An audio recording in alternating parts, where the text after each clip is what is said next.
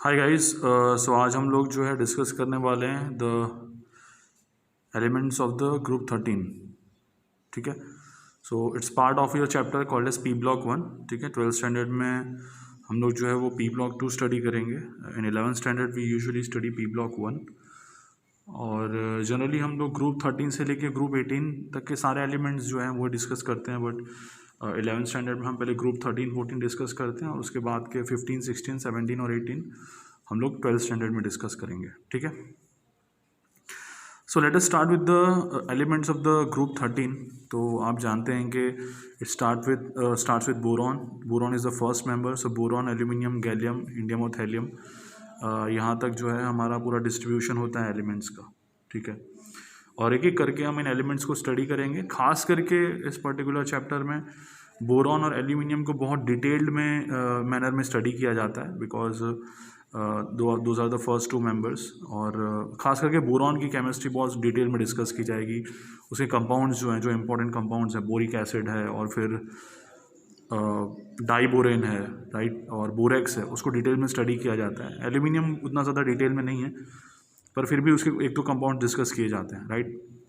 Because अगर हम सारे एलिमेंट्स के सारे कंपाउंड्स को डिटेल में डिस्कस करेंगे तो बहुत ज़्यादा वक्त हो जाएगा उसके लिए, and you know the textbooks would get too heavy. So that's why keeping that in mind, textbooks में जनरली सारे एलिमेंट के ज़्यादातर कंपाउंड डिस्कस नहीं किए जाते। The first two members are discuss in detail और specially the first member is discuss in much more detail than the second member, and बाकी जो एलिमेंट्स होते हैं उनको सुपरफिशियल लेवल पे डिस्कस किया जाता है। Okay, so now we are going to start with the first element, that's boron. But before that we got to study the general electronic configuration। जो आप जानते हैं कि किसी भी फैमिली की जो पहचान होती है जिसकी वजह से वो एक कॉमन बिहेवियर शो करते हैं, चाहे वो एक जैसा ऑक्सीडेशन स्टेट दिखाना हो, एक जैसे कंपाउंड्स बनाने हो, all this similarity in the properties of the elements is because of the similar electronic configuration, right? So the electronic configuration, you know, in case of the group 13 element is ns2np1 because इनके outer most shell में 3 electron होते हैं, जिसमें s में 2 electron होता है और p में 1 होता है। ठीक है। तो that is the general electronic configuration. हाँ, ये होता है कि इस कॉन्फ़िगरेशन के पहले कभी कभी p ऑर्बिटल होता है, कभी जो है आपका d ऑर्बिटल्स भी आ सकते हैं, f ऑर्बिटल भी हो सकते हैं। तो आपका जो पेनल्टीमेट शेल है, जो वैलेंस शेल के पहले का जो शेल है, वहाँ पे कौन से ऑर्बिटल्स आते हैं वो काफ़ी हद तक प्रॉपर्टीज़ को कंट्रोल करते हैं, right. Because will study in this chapter also that one of the most important properties that controls the effective nuclear charge and the other properties of the element is shielding effect. And shielding effect जो है बहुत ज़्यादा very करता है as per दी orbitals. जैसे shielding effect सबसे ज़्यादा strong छोटे ऑर्बिटल्स में होता है और सबसे वीक बड़े ऑर्बिटल्स में होता है। तो वो शील्डिंग इफेक्ट कैसा है, कितना स्ट्रॉन्ग है, उसकी वजह से जो इफेक्टिव न्यूक्लियर चार्ज आपका वैलेंस शेल तक पहुंचता है वो बहुत अलग होता है। It's very different, and because of the change in the effective nuclear charge reaching to the outermost shell, problem starts and you start seeing different properties within the members of the same family compared to the members who sort of come above that particular member, right? तो उस तरह से ये important है। और वो basically जब हम एटमिक रेडियस स्टडी करेंगे ना तो उसी में आपको क्लियर हो जाएगा। तो देखिए, पहला जो प्रॉपर्टी है वो एटमिक रेडियस है। अब एटमिक रेडियस आप जानते हैं कि एक पर्टिकुलर एटम को पकड़ के हम उसका रेडियस नहीं मेजर कर सकते बिकॉज जो बाउंड्री है, जो इलेक्ट्रॉन क्लाउड फैला हुआ होता है वो एक सुपरफिशियल क्लाउड होता है, बहुत ही बहुत ही क्लियर एक डिमार्केशन नहीं होता। तो इस वजह से जनरली हम क्या करते हैं कि दो एटम जो आजू बाजू में होते हैं, ठीक है, उनके एक न्यूक्लियस से स्टार्ट करके दूसरे न्यूक्लियस तक जाते हैं। इंटर न्यूक्लियर डिस्टेंस को हम बेसिकली कंसिडर करते हैं और उस डिस्टेंस को हाफ से डिवाइड कर देते हैं। तो वो जो हमें वैल्यू मिलती है जिसे हम कोवेलेंट रेडियस कहते हैं, उसकी जो हाफ होती है वो आपको आपका एटमिक रेडियस देती है, राइट। तो इंडिविजुअल एटम का हम कंसिडर नहीं करते हैं। यू नो, रेडियस अलग अलग तरह के होते हैं। They are covalent radius, they are van der Waals radius, metallic radius, different type of radius.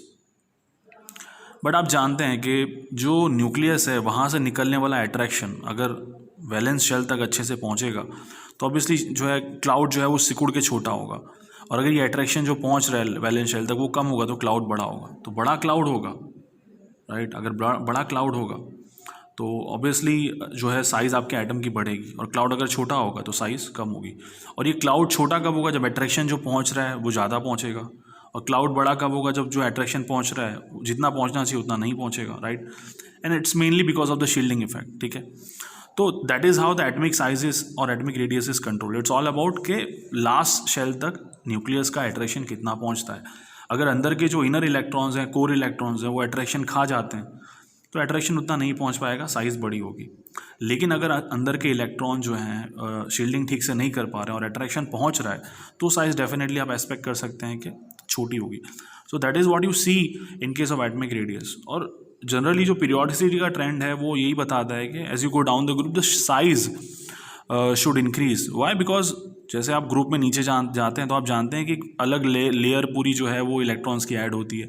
तो जो एक्स्ट्रा लेयर होती है इलेक्ट्रॉन्स की, जो एक्स्ट्रा शेल ऐड होते हैं, they sort of contribute towards inter electronic repulsion, और उस रिपल्शन की वजह से शील्डिंग होता है और अट्रैक्शन नहीं पहुंचता। और अगर अट्रैक्शन नहीं पहुंचेगा तो सीधी सी बात है साइज़ बढ़ेगी, राइट। तो that's why you see that as you go down the group size बढ़ती है, बिकॉज जो है शील्डिंग बढ़ती है, अट्रैक्शन अच्छे से नहीं पहुंचता, प्लस हर जो वैलेंस इलेक्ट्रॉन है और न्यूक्लियस है, नीचे जाने पे वैलेंस इलेक्ट्रॉन और न्यूक्लियस के बीच का डिस्टेंस बढ़ता है। तो सीधी सी बात है, डिस्टेंस अगर बढ़ेगा, आपके n की वैल्यू बढ़ेगी, तो आप उम्मीद रख सकते हैं कि साइज़ भी बढ़ेगी, right. That's the common thing. But कभी कभी ये रूल टूटता है, एंड सब में नहीं टूटता, बट इस फैमिली में ज़रूर टूटता है, बिकॉज यहाँ पे हमें एक एक्सेप्शन देखने को मिलता है। देखिए सीधी सी बात है कि बोरॉन के नीचे एल्यूमिनियम आता है, तो हम एक्सपेक्ट करेंगे कि एल्यूमिनियम की साइज़ बोरॉन से ज़्यादा हो, और गैलियम जो एल्यूमिनियम के नीचे आता है तो हम एक्सपेक्ट करेंगे गैलियम की साइज़ एल्यूमिनियम से ज़्यादा हो। पर यहाँ पे हमें एक्सेप्शन देखने को मिलता है कि even though gallium is below aluminium, it's size shrinks, right.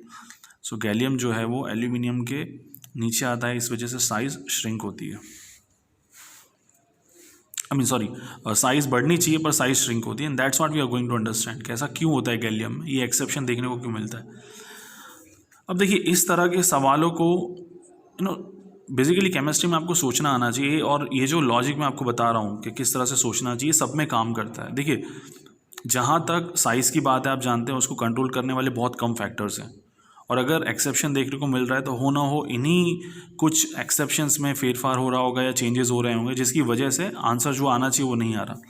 तो हम जनरली एक्सपेक्ट करते हैं कि नीचे का एलिमेंट जो है वो ऊपर वाले से बड़ा होगा, क्योंकि जो है एक एक्स्ट्रा शेल ऐड होता है, प्लस जो कोर इलेक्ट्रॉन्स एक्स्ट्रा ऐड होते हैं उनकी वजह से रिपल्जन बढ़ेगा, ठीक है, और शील्डिंग इफेक्ट कम होगी, शील्डिंग इफेक्ट जो है बढ़ेगी, जिसकी वजह से क्या होगा, साइज़ आपकी बड़ी होगी क्योंकि अट्रैक्शन नहीं पहुंचेगा।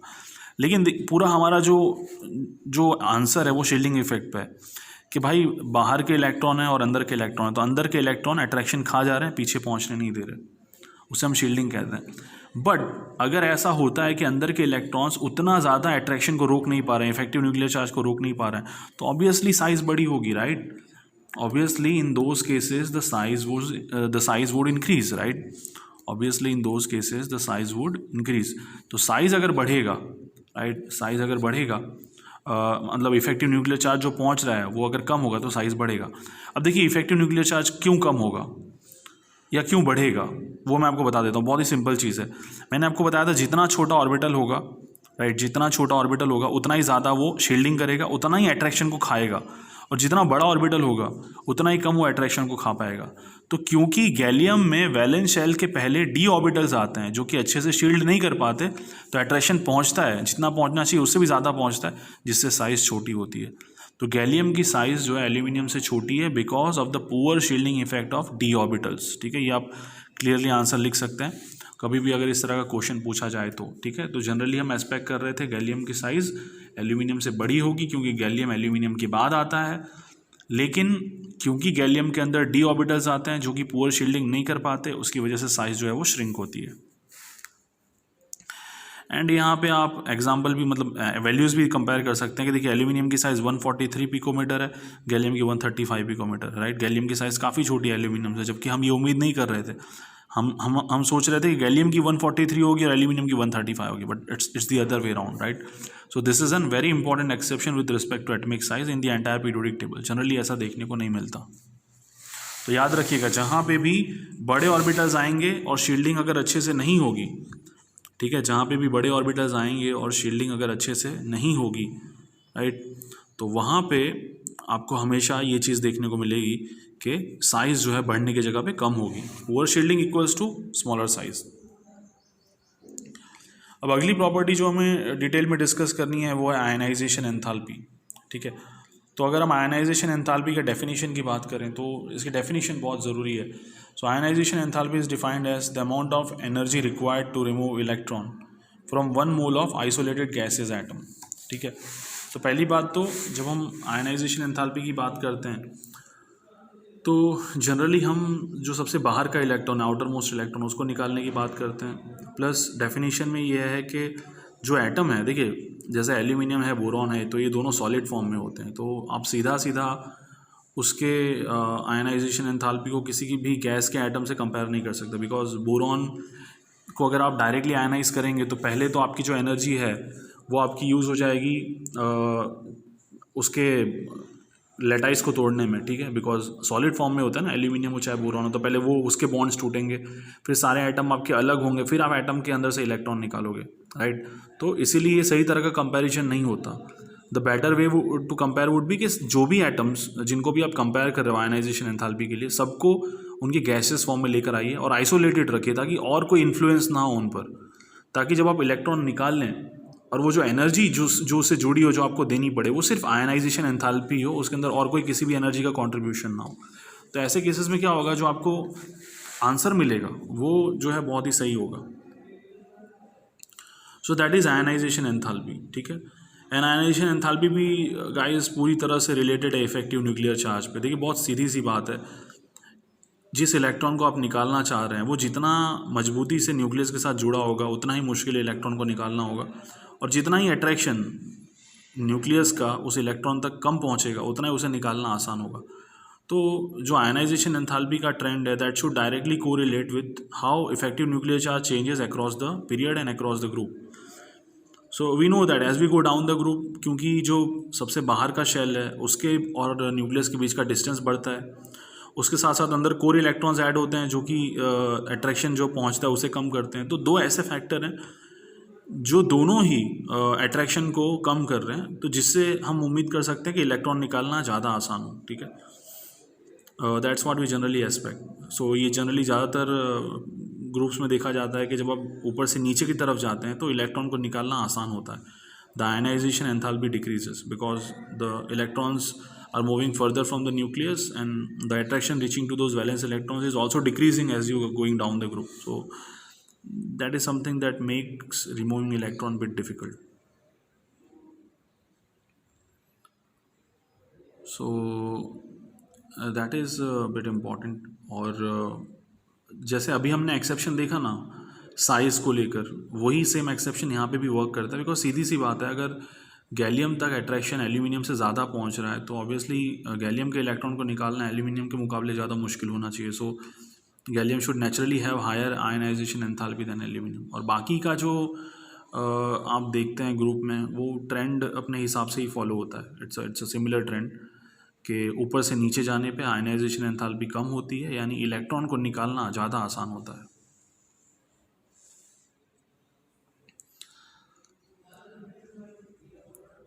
अगली जो चीज़ है आपकी वो है इलेक्ट्रॉन नेगेटिविटी।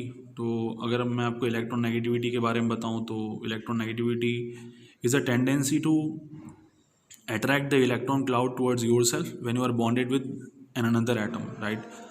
जब आप किसी और एटम के साथ बॉन्ड बना के रखते हैं तो उस बॉन्ड के इलेक्ट्रॉन क्लाउड को आप कितना अपनी तरफ खींच सकते हैं, राइट, वो बहुत मैटर करता है, और उसी को इलेक्ट्रॉन नेगेटिविटी कहते हैं। तो electron negativity is generally tendency कि आप कितना दूसरे के इलेक्ट्रॉन्स को अपनी तरफ खींच पाओ।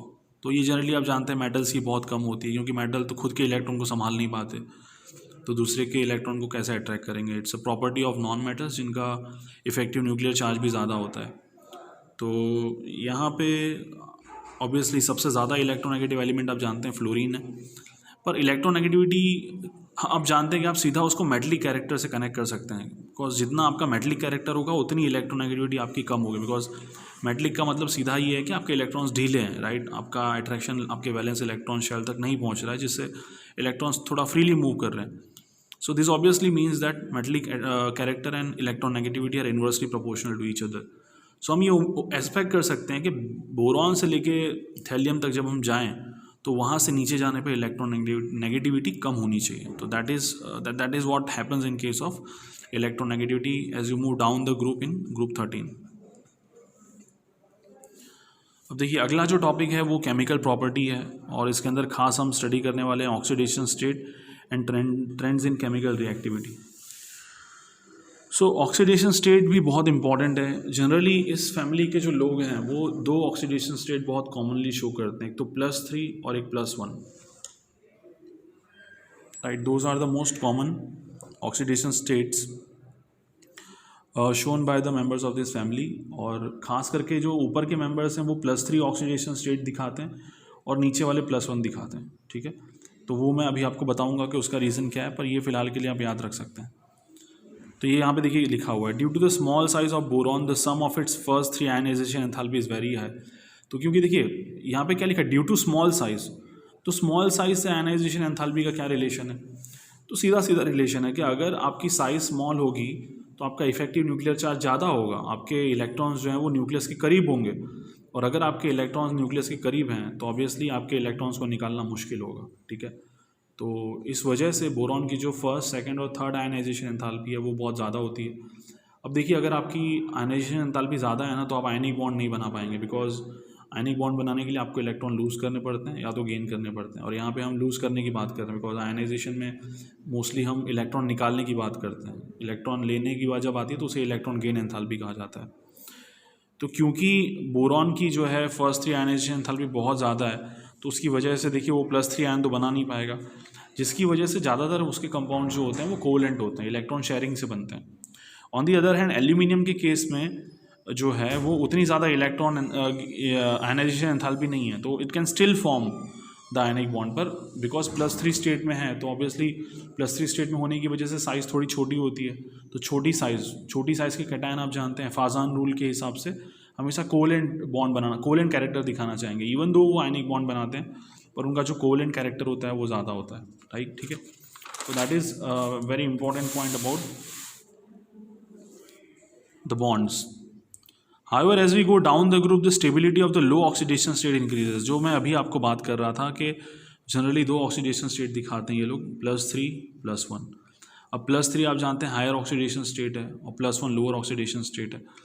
तो सीधी सी बात है कि नीचे जाने पे जो लोअर ऑक्सीडेशन स्टेट है वो उसकी स्टेबिलिटी बढ़नी चाहिए. देखिए उसका रीज़न क्या होता है, उसका रीज़न मैं आपको बताता हूँ. उसके पीछे का जो रीज़न है वो है इनर्ट पेयर इफेक्ट. अब इनर्ट पेयर इफेक्ट में क्या होता है कि आप जानते हैं कि जो इलेक्ट्रॉनिक कॉन्फ़िगरेशन है इस ग्रुप का वो है NS2Np1. तो ऊपर के जो एलिमेंट्स होते हैं वो दोनों ही इलेक्ट्रॉन लूज़ करते हैं, जिसकी वजह से वो लोग +3 ऑक्सीडेशन स्टेट दिखाते हैं. पर नीचे आने पे वो सिर्फ ये वाला इलेक्ट्रॉन लूज़ करते हैं, इसलिए नीचे आने पे वो +1 ऑक्सीडेशन स्टेट दिखाते हैं. तो ऊपर के मेंबर्स का स्टेबल ऑक्सीडेशन स्टेट +3 है और नीचे के जो एलिमेंट्स हैं उनका स्टेबल ऑक्सीडेशन स्टेट +1 है. अब उसका रीज़न क्या है, उसका रीज़न एक इफेक्ट है जिसे कहा जाता है inert pair effect. Inert pair effect का मतलब क्या होता है कि जो S के इलेक्ट्रॉन्स की जो जोड़ी है, S के अंदर आप देख रहे हैं कितने इलेक्ट्रॉन्स हैं, 2, यानी वो जोड़ी हुई. तो S के अंदर के जो इलेक्ट्रॉन्स की जोड़ी है वो इनर्ट हो जाती है यानी स्टेबल हो जाती है. तो देखिए मैंने बताया था कि नीचे जाने पे क्या होता है कि S के पहले बड़े बड़े ऑर्बिटल्स आएंगे, जैसे D हो गया, F हो गया, खास करके D. तो उसकी वजह से क्या होगा, अट्रैक्शन अच्छे से पहुँचेगा S तक.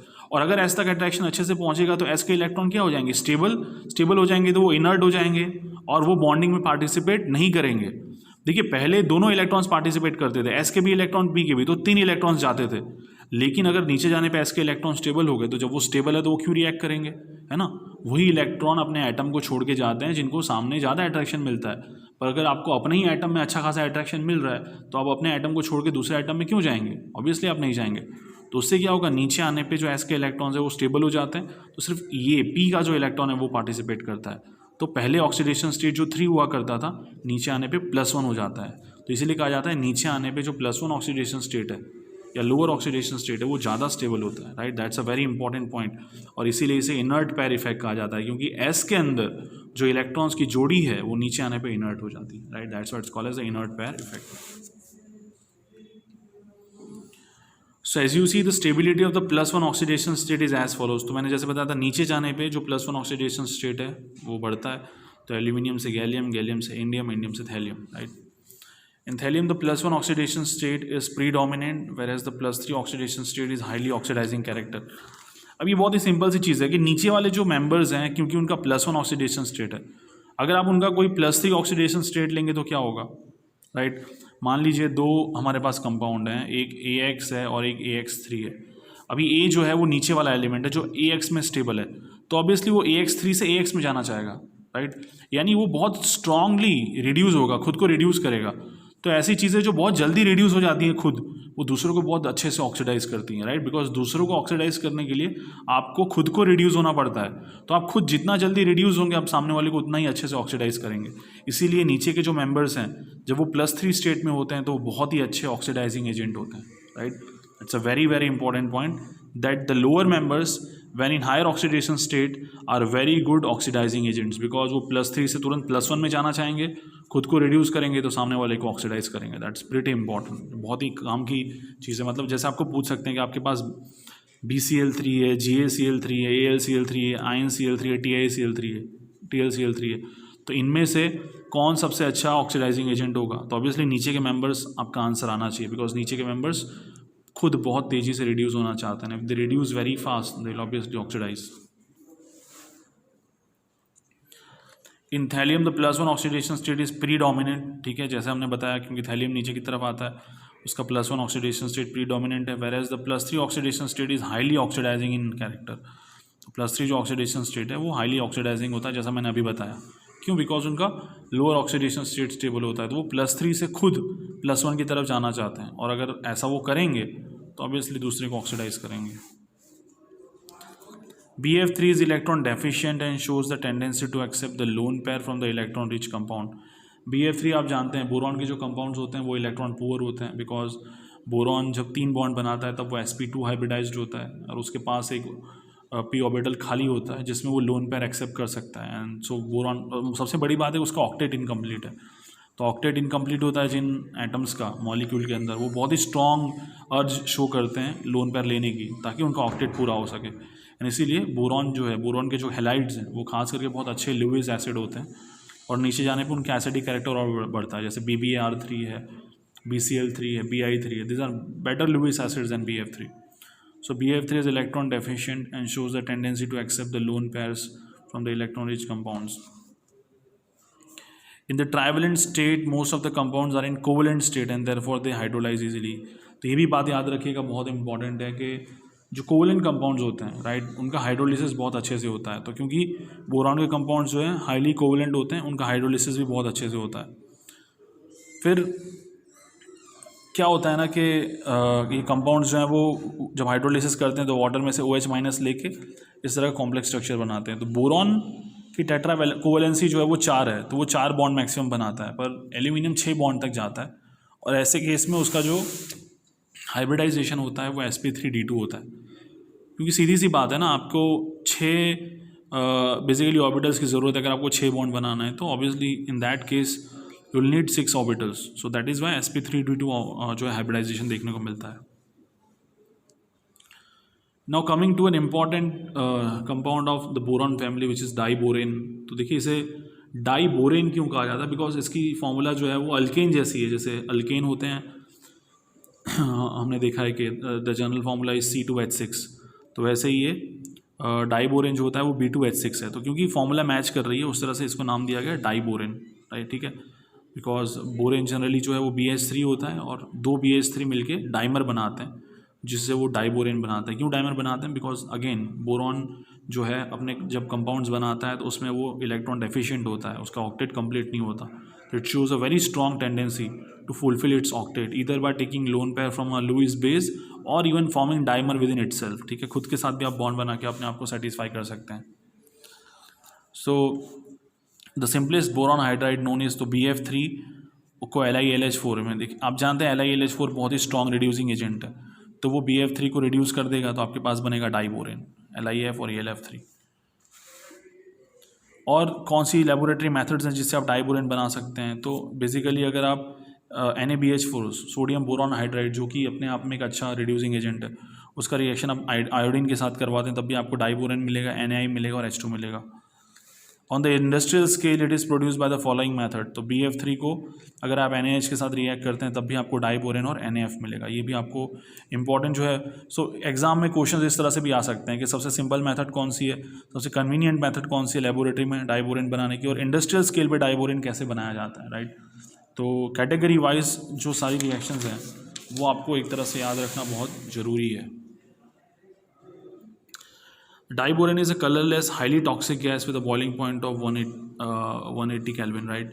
सो ये बहुत ही जो है टॉक्सिक गैस है और बहुत ही विगरसली रिएक्ट भी करती है। और दूसरी बात कि इसका जब कंबशन होता है तो बहुत ज़्यादा हीट उसकी वजह से रिलीज़ होती है। आप देख सकते हैं the heat release after combustion is -1976 kilo joule per mole, right. It has a very high sort of calorific value हम बोल सकते हैं। Diborane catches fire spontaneously upon exposure to air, तुरंत आग लग जाती है। It burns in oxygen releasing an enormous amount of energy, बहुत ज़्यादा मात्रा में एनर्जी रिलीज होती है।